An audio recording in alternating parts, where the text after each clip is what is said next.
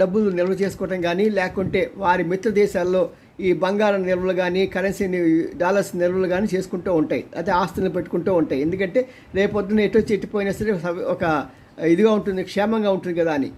Russia కూడా పాప అలాగే చేసింది. సుమారు 30,000 కోట్ల అమెరికన్ డాలర్స్ని అక్కడ అమెరికాలో ఉంచింది.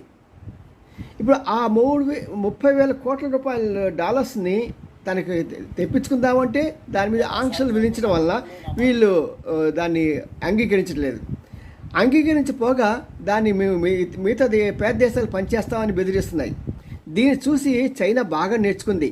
ఇలాగ మన డబ్బులు బయట ఉండటానికి వీల్లేదు, అమెరికా డాలర్స్ మీద ఆధారపడటానికి అసలే ఇష్టపడలేదు, కాబట్టి మనం ఏం చేద్దామంటే దీన్ని మొత్తం కూడా బంగారం నిల్వలు పెడదామని చెప్పి విపరీతంగా బంగారం కొంటూ ప్రపంచ మార్కెట్లో బంగారం వేలు పెంచుతున్నది. అంతేకాదు ఇక్కడ 2,262 మెట్రిక్ టన్నుల బంగారం కొని అమెరికాకి షాక్ ఇస్తున్నది.